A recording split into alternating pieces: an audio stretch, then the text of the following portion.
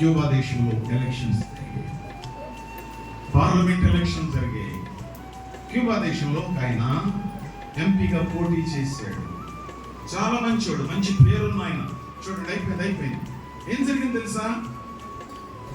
ఆయన కంటెస్ట్ చేసినప్పుడు ప్రజలు అన్నారు ఈయన ఓడిపోతాడు, ఓట్లు వేసిన తర్వాత ఓడిపోతాడు, లెక్క పెట్టే ముందు ఓడిపోతాడు అన్నారు. కౌంటింగ్ జరిగిపోయింది, ఓడిపోతాడు అన్నారు. ఇంకొక రౌండ్ ఉంది అంటున్నారు, ఓడిపోతాడు అన్నారు. కానీ ఏం జరిగింది తెలుసా? ఆయన ఇలా చెప్పాడు, క్యూబా దేశానికి 470 సీట్లతో నేను పార్లమెంట్ లో నెగ్గుతాను గ్యారంటీగా. 470 సీట్స్ వస్తాయి. తీరా లెక్కలైపోయింది, 475 వచ్చాయి. 5 పిచ్చి వచ్చాయి అన్నమాట. ఇంక చూసుకోండి, క్రాకర్లు, తుపాకీలు, మందుగుండు సామాగ్రి, రోడ్డంతా ఊరేగింపు, పాటలు, డాన్సులు. ఆయన పక్షంగా ఉన్న వారందరూ కూడా చాలా సంతోషిస్తున్నారు అన్నమాట. ఇలా ప్రకటిస్తున్నారు. రేపు ఉదయం 10 గంటలకి క్యూబా దేశంలో పార్లమెంటు భవనం దగ్గర ఈయన ప్రధానమంత్రిగా, దేశాధ్యక్షుడిగా ఈయన ప్రమాణ స్వీకారం చేస్తాడు. మీరందరూ రండి, మంచి భోజనాలు ఉంటాయి, మంచి పరిస్థితులు ఇస్తాం, మీకు గిఫ్ట్లు ఇస్తాం, పోగొట్టుకోవద్దు. అందరూ రండి, కుటుంబాలతో రండి. మీకు స్పెషల్ ఇన్విటేషన్స్ ఇస్తున్నాం. తెల్లారి 8 గంటలకు లేచాడు, అలసిపోయి స్నానం చేశాడు, బట్టలు వేసుకున్నాడు.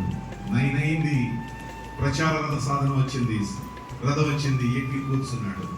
పాటలు మోగుతున్నాయి, వాయిద్యాలు మోగుతున్నాయి, అందరూ సంగీతం, కేకలు, హడావిడి చాలా బాగా జరుగుతుంది.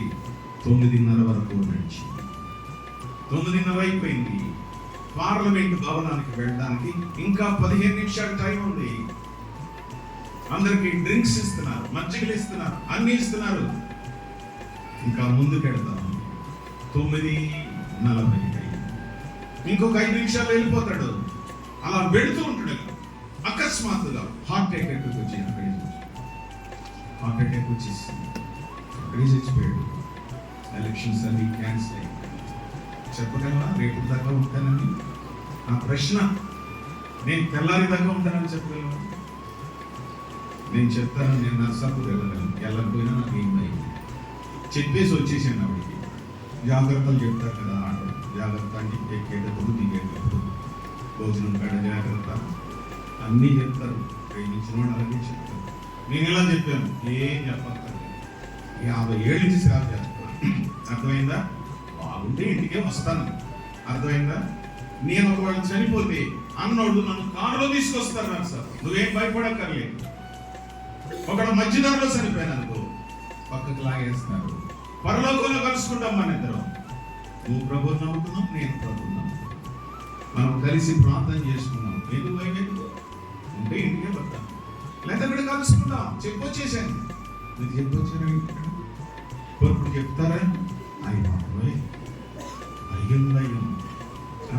ఇంకా ఫోన్ చేయలేదేంటి మనుషులు, ఇంకా ముందుకెళ్ళి అసలు ఏం మాట్లాడదేంటి, స్విచ్ ఆఫ్ చేసిందేంటి, మన బతుకులు ఇలా ఉన్నాయి. నువ్వు దేవుని కొరకు సిద్ధపడలి. ఈ రాత్రి ప్రభు మనసు, ప్రభు నీకు ప్రేమించి అవకాశం ఇచ్చి రేపు రాత్రి మీటింగ్ ₹1 ఇచ్చిన మేము కూడా పంపిస్తాం. మా టికెట్ బుక్ అయిపోయింది, మేము వెళ్ళిపోతాం. ఆమెనంట భోజనం చేస్తాం, చికెన్